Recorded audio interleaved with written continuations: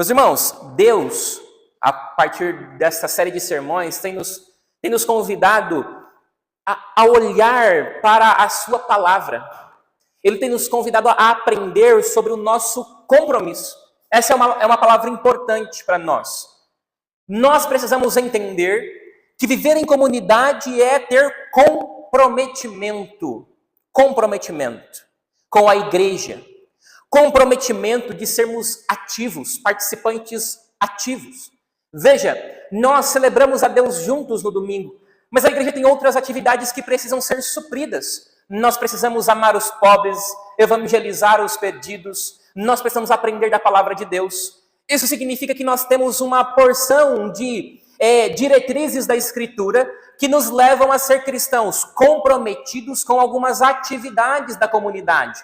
Por isso esse texto nos mostra, sem dúvida alguma, e nós estamos sendo convidados, domingo após domingo, dentro dessa série de sermões, a entender que nós precisamos sermos comprometidos verdadeiramente com a Igreja de Jesus Cristo, que é traduzida, no fim das contas, pelas igrejas locais, pelos cristãos que se reúnem em uma comunidade, e que, no fim das contas, fazem parte da Igreja de Cristo Jesus. Sem dúvida alguma, nós somos encorajados a fortalecer a nossa fé e a viver uma vida de forma mais unida uns com os outros. Afinal, como eu disse, a fé cristã, ela não é vivida de forma solitária, mas ela é vivida de forma comunitária, como a experiência descrita por Lucas nesse texto de Atos dos Apóstolos, capítulo 2.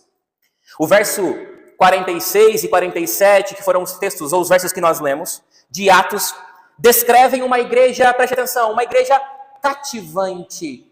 Eu estou usando essa palavra para nos mostrar que uma igreja cativante é uma igreja que atrai o outro, ou uma igreja que atrai o mundo. Sim, uma igreja cujos olhos do mundo estão voltados para ela, porque ela expressa o brilho da glória de Deus através das suas ações. Dessa maneira, nós precisamos entender que Atos 2, versos 46 e 47, retratam uma igreja cativante. Uma igreja que, quando os não crentes olham para ela, começam a glorificar a Deus. E é isso que nós vamos ver. Algo que é cativante é algo que é atraente aos olhos. Algo que é cativante é algo que é encantador. Algo que é cativante é algo que prende a nossa atenção de uma maneira positiva e envolvente. Por exemplo, as mulheres, quando querem ornamentar suas casas, ponham as plantas, as flores, e ali se dedicam em regá-las e deixá-las bonitas. E aí elas amam quando alguém tece um elogio sobre o trabalho delas, de estar envolvida com a beleza de cada flor, de cada planta que ela ali teve disposição para cuidar. Porque, no fim das contas, nós somos assim. Nós vivemos também para expressar uma beleza, um encantamento, e não é diferente com a prática da vida da igreja. A igreja, no fim das contas, ou quando nós dizemos que a igreja é cativante, nós estamos falando de uma comunidade que atrai as pessoas por sua beleza espiritual, por sua harmonia entre cada membro e a maneira como essa igreja, na sua relação comunitária, expressa ou reflete o amor que ela recebe de Deus. Isso é uma igreja cativante. Uma igreja cativante, então, que expressa essa beleza espiritual, ela tem alguns atributos. Ela tem algumas características. Assim como um jardim que chama atenção pela sua beleza e diversidade. Uma igreja cativante, ela chama atenção pela unidade entre os seus membros, pelo serviço que cada membro dispõe entre si. Não falta nada a ninguém, porque nós, no fim das contas, refletimos aquilo que Cristo fez por nós, nos amou, preencheu o nosso coração de luz quando ele ainda estava em trevas. Cada um de nós é uma planta nesse jardim. E quando nós cuidamos uns dos outros com amor e perseverança, onde todos se sentem desejosos em crescer na fé e seguir Cristo com alegria, isso é ser uma igreja cativante. É ser uma igreja que expressa o brilho, a glória e o amor de Cristo Jesus. A pergunta que nós devemos fazer é: como a igreja deve refletir a beleza de Cristo? Como a igreja deve refletir a beleza de Cristo? A resposta está então nesses dois versos que lemos. Os primeiros cristãos eles refletiam a beleza de Cristo Jesus. Primeiro, sendo uma igreja comprometida. Como um cristão ou como uma comunidade, ela reflete a beleza de Cristo. Ela reflete a beleza de Cristo sendo uma igreja comprometida. Por quê? Porque é isso que diz no versículo 46, lá no seu comecinho. Olha para sua Bíblia. Diariamente, perseveravam unânimes no templo. Não é semanalmente, não é mensalmente, é diariamente. Agora me fala, para uma comunidade se reunir diariamente, e não é só ir diariamente, o texto está dizendo que eles perseveravam unânimes. Ou seja, todos estavam engajados. Todos tinham consciência de que diariamente eles precisavam ir no templo de Jerusalém. Precisa ter muito comprometimento para fazer isso. Você precisa estar muito engajado na obra de Deus para diariamente viver uma vida de comunidade. Diariamente. Então, no começo do verso 46, nós vemos aí que Lucas ele relata que havia então diariamente uma porção de atividades da igreja. Lucas ele começa relatando então que diariamente eles perseveravam unânimes no templo. Diariamente perseveravam. O que significa perseverar? A ideia de perseverar aqui está ligada à ideia de persistência. E persistência, quando eu falo de comprometimento, eu estou falando de algo que precisa ser praticado transpondo algumas dificuldades. Por exemplo, no seu trabalho, o seu patrão pode dizer que você é uma pessoa comprometida porque você chega na hora, porque você cumpre os horários, porque você não costuma faltar. Mas quem disse que nós não temos problemas? Quem disse que na sua rotina de trabalho não surgem as dificuldades? Que se fossem outras ocasiões, você diria assim, não vai dar para mim trabalhar hoje. Não vai dar para mim prover o compromisso que eu prometi para minha esposa. Não, a gente geralmente fala, não, eu preciso trabalhar. Eu preciso levar dinheiro para dentro da minha casa. O que é isso? Comprometimento. Pessoas assim, nós podemos dizer que elas são o quê? Perseverantes. Os problemas vêm, mas a gente procura transpassar os problemas. O nome disso é perseverança. Por isso que eu digo que quem tem perseverança tem comprometimento. Quem tem perseverança não arruma desculpa. Quem tem perseverança faz o que tem que ser feito. Quem tem perseverança persiste e persiste. Persiste porque tem um objetivo maior. Qual é o objetivo? Viver em comunidade, meus irmãos. O texto diz que eles perseveravam não de qualquer forma, eles perseveravam unânimes. Ou seja, a igreja estava engajada. Todos entendiam que precisavam congregar, que precisavam aprender juntos, que precisavam orar juntos, unânimes, eles eram comprometidos, porque todos eram unânimes, todos concordavam que precisavam se comprometer com a igreja. Diariamente, eles perseveravam, e todos concordavam que tinham que perseverar. Eles estavam unânimes dizendo, eu quero fazer parte da experiência comunitária. Eu posso aprender a Bíblia, mas eu quero aprender a Bíblia, a doutrina dos apóstolos, com os meus irmãos. Eu quero fazer isso em comunidade. Ou, na verdade, eu preciso fazer isso em comunidade. Eles perseveravam unânimes. Isso significa, meus irmãos, que não eram alguns cristãos que encaravam com persistência o dia a dia da vida da igreja. Mas a comunidade, de forma geral, tinha esse mesmo propósito. Eu lembro aqui do domingo retrasado, na Escola Bíblica Dominical, conversando com a irmã Naí, sobre a lição que nós estávamos tendo aqui sobre discipulado. nós falamos sobre influência. Na relação do cristão com os cristãos maduros que precisam discipular os mais novos da fé. Nessa relação, uma das características dessa relação de discipulado é a influência.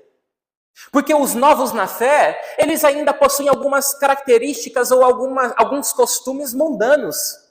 Alguns pensamentos que ainda não estão em conformidade com a palavra de Deus, então eles precisam de ajuda, não é? Por isso, então, o cristão maduro, quando discipula, então ele exerce influência que emana do Evangelho. Ele mostra, através da Escritura Sagrada, o que é certo e errado de acordo com Cristo Jesus. Então, o cristão exerce influência. E nós começamos, no fim da lição, eu comecei, minhas irmãs, eu perguntei para elas, dê um exemplo na prática de como você poderia, dentro de uma relação com alguém que você está discipulando, que você poderia exercer influência. E nós até brincamos que, não, aí alguns disseram, não, a gente pode sair quando a gente estiver varrendo a rua, sorrir para alguém, ser simpático. Eu falei, não, a gente quer dar desculpas. Porque parece que quando nós falamos sobre intencionalidade, sobre compromisso, vamos ver o que acontece aí, se eu conseguir discipular alguém, eu consigo, se alguém vir aí, dá certo. Eu falei, não é isso que eu estou falando. Eu não estou falando só de você aproveitar as oportunidades. Eu quero que você fale sobre como você poderia influenciar uma pessoa em uma situação concreta, intencional, que você vai em direção à pessoa, que você cria um ambiente ou uma vida de relacionamento intencional com ela. E nós chegamos a esse objetivo depois de um processo de várias perguntas. E aí a Manaí falou, por exemplo, nós podemos aproveitar que eu corro junto com uma amiga, não foi assim, Manaí? E eu posso, então, criar esse vínculo através dos mesmos gostos e, a partir daí, poder ensinar para ela sobre Jesus Cristo. É ser intencional, aproveitar as oportunidades, é caminhar junto com as pessoas. Isso é ser intencional. Ou seja, isso é ter compromisso. Não é esperar que algo caia do céu, que algo aconteça e que nos dirija a responsabilidade. Não. Uma igreja comprometida é uma igreja que tem a intenção de ser comprometida. Vamos ver. Se der, eu vou. Se der, eu vou na igreja. Isso não é comprometimento. Comprometimento é, ainda que eu tenha nos fins de semana dificuldades na minha agenda, Cristo é mais importante. Adorar a Cristo com os meus irmãos é essencial para a vida da igreja. Meus irmãos, nós precisamos entender isso. Uma igreja cativante, ela sabe o que ela faz? Ela cava mais fundo no desejo de conhecer a Deus. Uma igreja cativante, ela busca transformação real nas suas vidas, conhecendo cada vez mais o Senhor. Nós só conseguimos fazer isso se nós somos comprometidos com a igreja de Jesus. É estar envolvido em um ambiente, em uma comunidade que se apoia mutuamente, que faz de tudo para que todos sejam supridos em suas dificuldades. É claro que a igreja não é perfeita, mas ela caminha para a perfeição perseverando e sendo comprometida. Uma igreja vibrante, acolhedora, onde todos se sentem estimulados a seguir Jesus com dedicação e alegria. Uma igreja cativante é uma igreja comprometida. Uma igreja que expressa o brilho da glória de Cristo é uma igreja comprometida.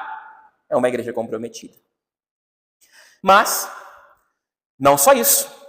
Uma igreja cativante, ela não somente persevera diariamente, ela persevera unânime. Não só isso. Uma igreja cativante também, diariamente, parte o pão de casa em casa. Essa é uma expressão que nós precisamos entender. Porque na época dos primeiros cristãos, na época dos tempos bíblicos do Novo Testamento, os primeiros cristãos, para que eles celebravam a ceia do Senhor em uma festa. Essa festa que os primeiros cristãos celebravam era chamada de festa do amor.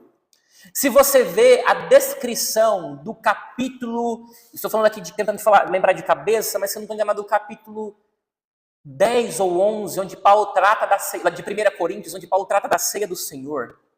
Se você ler atentamente aquele texto, você vai ver uma descrição que descreve o momento onde a Santa Ceia, a Ceia do Senhor, era celebrada.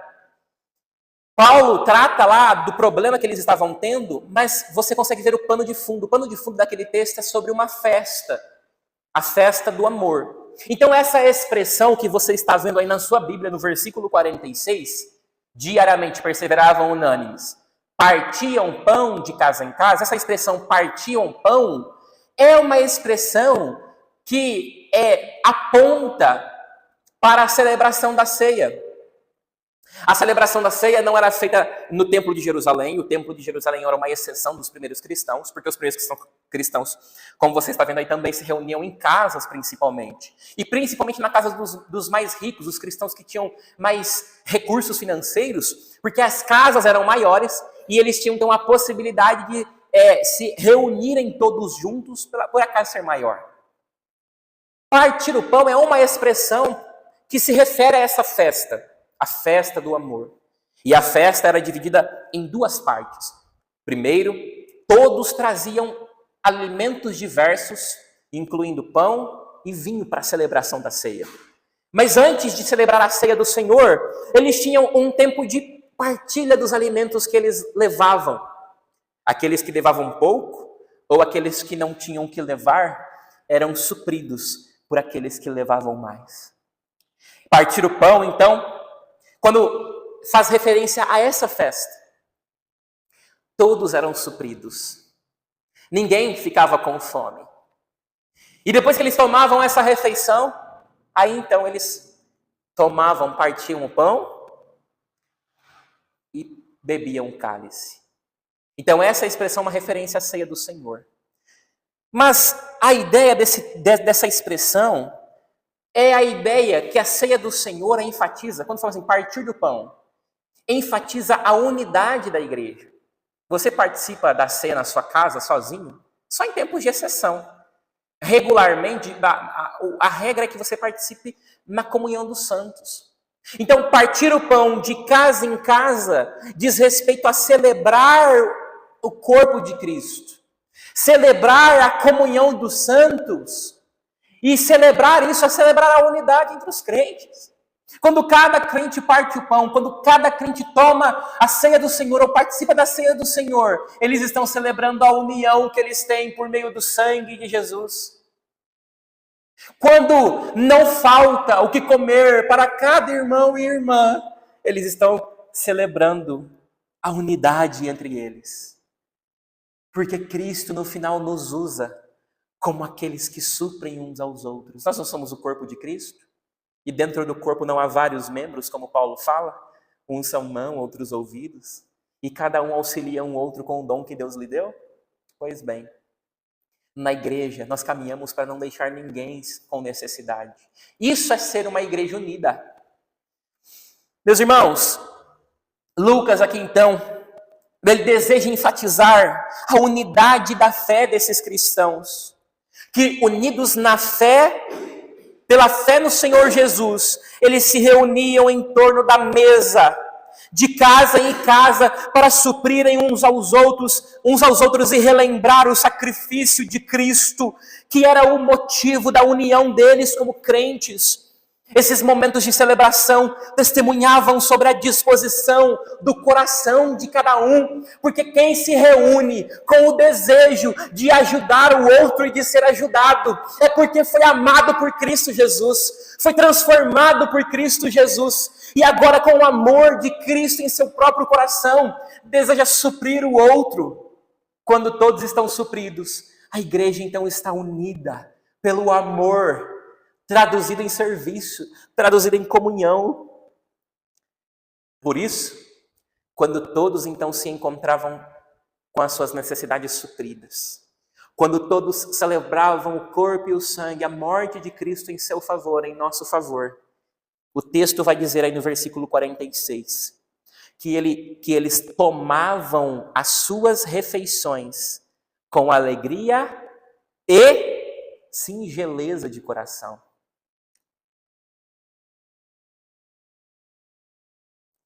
Quando uma igreja é cativante, ela parte o pão.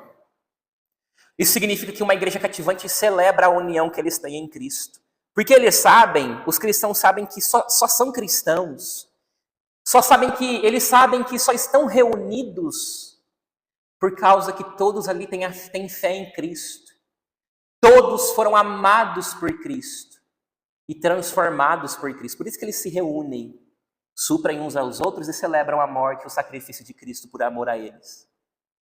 Agora me fala, uma igreja dessa forma, tem como ela não ser alegre?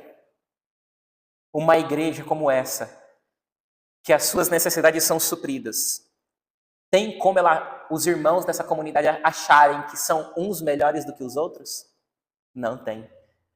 Por isso o texto está dizendo que eles tomavam as suas refeições com alegria e singeleza de coração. Ou seja, uma igreja cativante é uma igreja alegre e humilde. Alegres e com um coração singelo, diz o texto. São sentimentos que nascem de uma igreja unida entre si, meus irmãos. Eles são alegres porque são sustentados uns pelos outros. Qual coração não se alegra quando seu irmão vem ao seu socorro e supre as suas necessidades? Qual coração que não se alegra com isso? Uma igreja, ela se torna cativante quando ela compartilha a sua intimidade entre seus membros. Abrir a casa, cada irmão abrir a sua casa para o outro é símbolo de intimidade. É você convidar o seu irmão para ir até o ambiente onde só pessoas íntimas entram. Ou você deixa estranhos entrar na sua casa? Não. Mas os seus irmãos não são estranhos. A comunidade, a igreja de Jesus não é estranho a cada indivíduo. Então eles são recebidos. Uma igreja cativante abre o seu lar para celebrar a comunhão uns com os outros. Meus irmãos, uma igreja cativante supre. Eles suprem e cuidam dos necessitados porque fazem o que Cristo fez por eles. Por isso eles trazem à memória constante o sacrifício de seu Senhor como fonte da união entre os irmãos.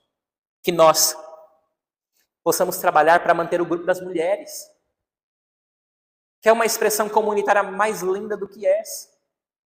Que o grupo das mulheres cresça, se reúnem semana após semana em casas diferentes, para celebrar a comunhão, o apoio mútuo, a oração, de orarem pelos esposos, pelos filhos, pelos parentes. Isso é ser uma igreja cativante. E por fim, meus irmãos, uma igreja cativante, isso nós já falamos, uma igreja cativante também é uma igreja que em todas as coisas glorifica a Deus. Olha para o verso 47, o texto diz: louvando a Deus e contando com a simpatia de todo o povo. Isso significa que a igreja descrita aqui no texto, em todas as suas programações, seja no templo, seja em casa, seja nas casas, em todas elas, eles atribuíam tudo que eles estavam fazendo ali como honra e glória a Deus. A igreja, ela vivia para honrar a Deus em tudo que fazia. E foi exatamente essa devoção, foi exatamente essa vida partilhada uns com os outros, foi essa vida vivida em torno da fé em Cristo Jesus que conquistou a simpatia da cidade de Jerusalém. Olha o que o texto diz. O texto diz, no final do verso 47, que enquanto esses irmãos estavam reunidos, enquanto eles estavam alegres, enquanto eles celebravam a ceia do Senhor, enquanto eles diariamente perseveravam unânimes no templo, o texto diz aí, enquanto isso, acrescentava-lhes o Senhor dia a dia aos que iam sendo salvos.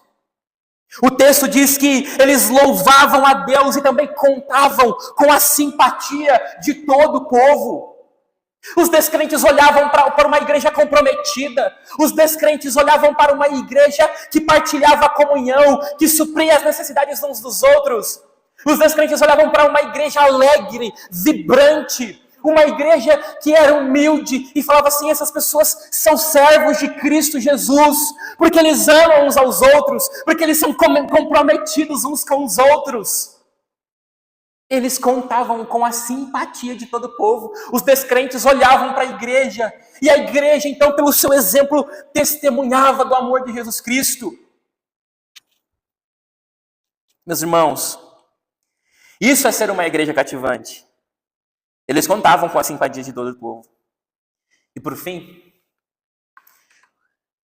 a lição para nós aqui hoje não é outra, para finalizar essa série de sermões.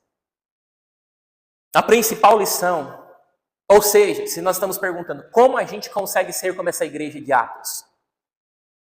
Bom, você consegue ser, ou nós como comunidade vamos conseguir ser, por meio da seguinte lição: compromisso, comprometimento com a igreja. Porque a igreja aqui, ela só era como era porque ela era uma igreja comprometida. Em todas as esferas da vida da igreja, todos eram supridos, uns aos outros se supriam.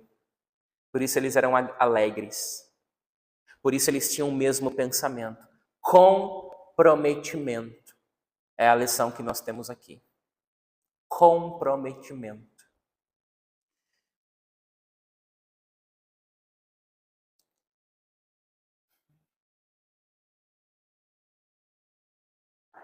Meus irmãos, se a armadura me permite falar sobre o crescimento dela, nós vemos a força de vontade, o desejo dela, então eu cito aqui o comprometimento dela. E nós ficamos felizes, porque mesmo com as suas dificuldades de saúde, ela tem se empenhado. Eu não defini comprometimento como isso no começo do sermão? Ou seja, qual é a nossa desculpa para não sermos comprometidos com a igreja?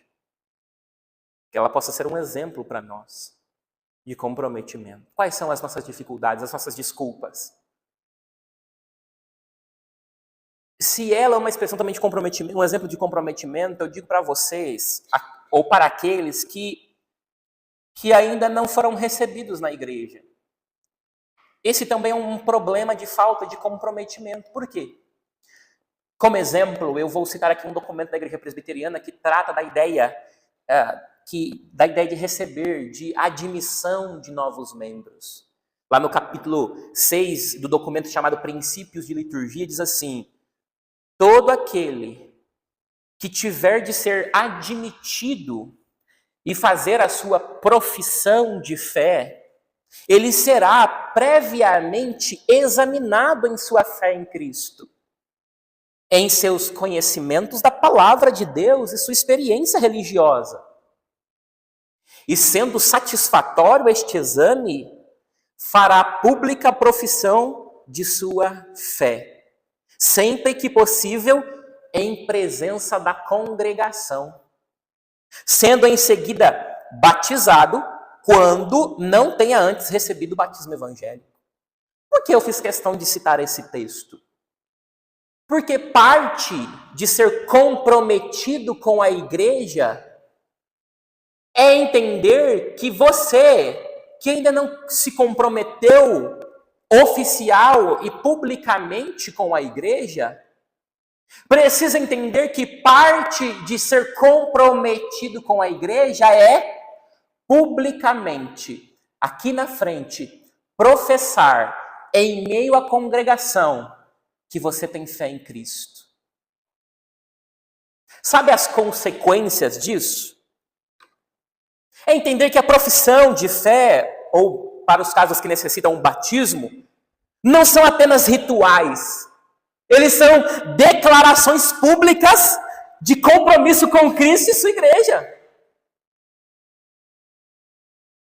Ao passarem por esse processo, os novos membros, eles então se unem à comunidade. Eles são recebidos pela comunidade, assim como os primeiros cristãos. Sem professar a sua fé pública, você não prova ter compromisso com a igreja. Não estou falando da igreja presbiteriana do Brasil, tá? Estou falando da igreja de Jesus Cristo. Se você não professar publicamente a sua fé, se um ministro ordenado não fizer as perguntas para você e você declarar a sua fé, oficial e publicamente à igreja, você não está provando, você não provou ter compromisso com Cristo e com a igreja. E isso pode ser um problema para o seu desenvolvimento cristão, espiritual, e para o meu desenvolvimento como igreja. Por quê? Reflita agora. Redobre sua atenção. Veja. Escute bem.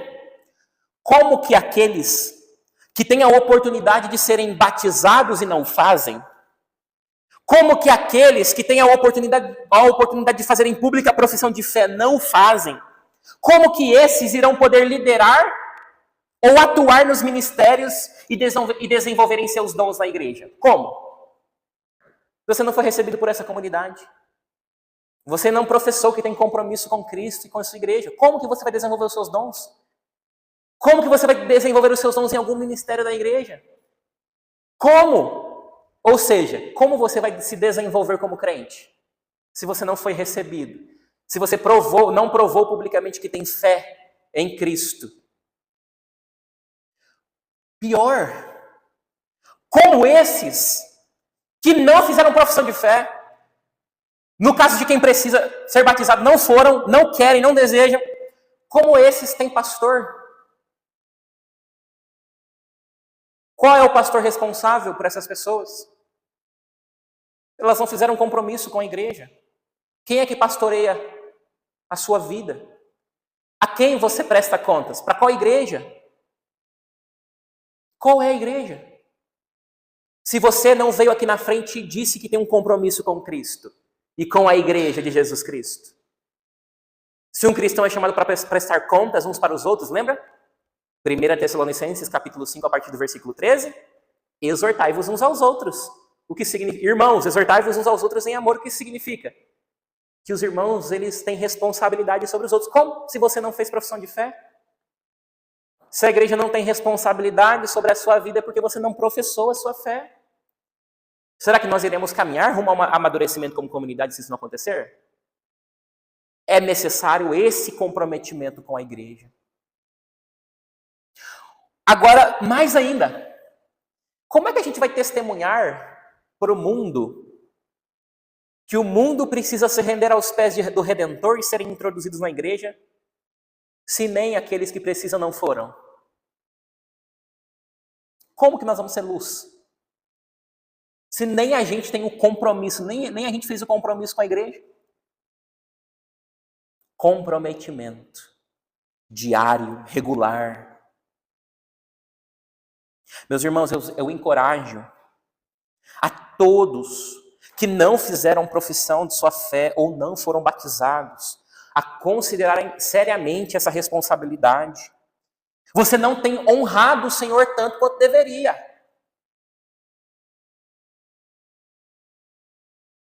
Nós precisamos olhar para o exemplo de Atos, da igreja de Atos, capítulo 2. Se nós queremos ser uma igreja que cresce, se nós queremos ser uma igreja que cresce, nós precisamos ser comprometidos. Quantas vezes você veio na escola dominical esse ano? Será que você tem levado a palavra de Deus a sério na sua vida? Quantas vezes você prestou conta para os seus irmãos esse ano? Quantas vezes os irmãos estiveram envolvidos na sua vida para saber sobre as suas necessidades? Quantas vezes esse ano nós nos acostumamos a achar que a escola dominical não vale nada? Por quê? Falta de compromisso. E eu digo a você, Quem não tem compromisso... Entenda bem isso que eu vou dizer agora, tá? Escute bem. Quem não tem compromisso com a igreja de Cristo significa que não tem compromisso com Cristo. Não foi a igreja presbiteriana do Brasil, não foram as denominações que criaram a igreja. Foi Cristo Jesus que criou a igreja. Não banalize o corpo de Cristo Jesus. Não banalize. Nesse contexto é que o autor aos Hebreus diz: se você banalizar o corpo de Cristo, terrível coisa é cair nas mãos do Deus vivo. Uma comunidade de 20 crentes, ter 3 crentes na escola dominical, isso é uma vergonha. Isso é uma ofensa a Jesus Cristo, nosso Redentor, ao Senhor da sua vida.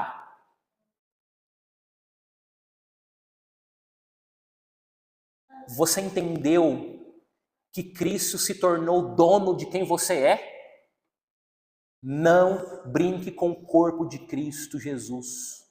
Não brinque com o corpo de Jesus.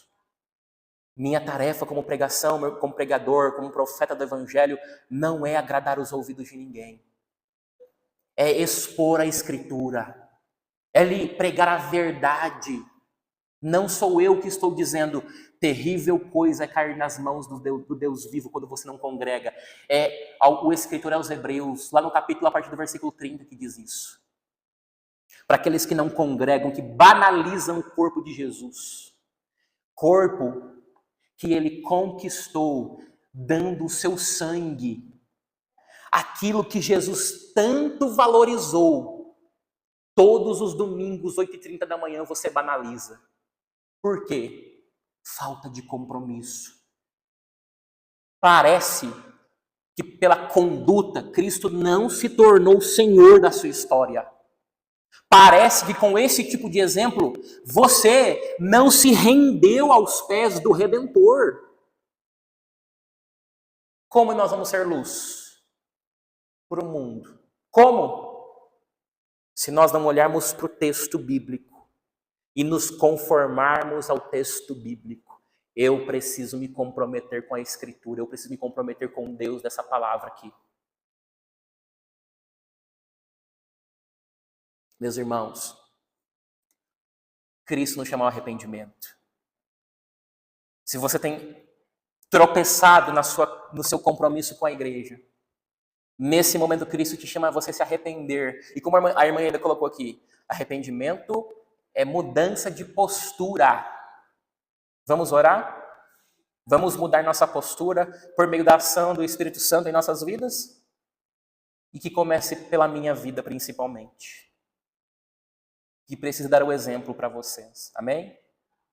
Tem um tempo de confissão de pecados, então, com relação ao compromisso, a falta de compromisso que você tem com a igreja. Vamos orar?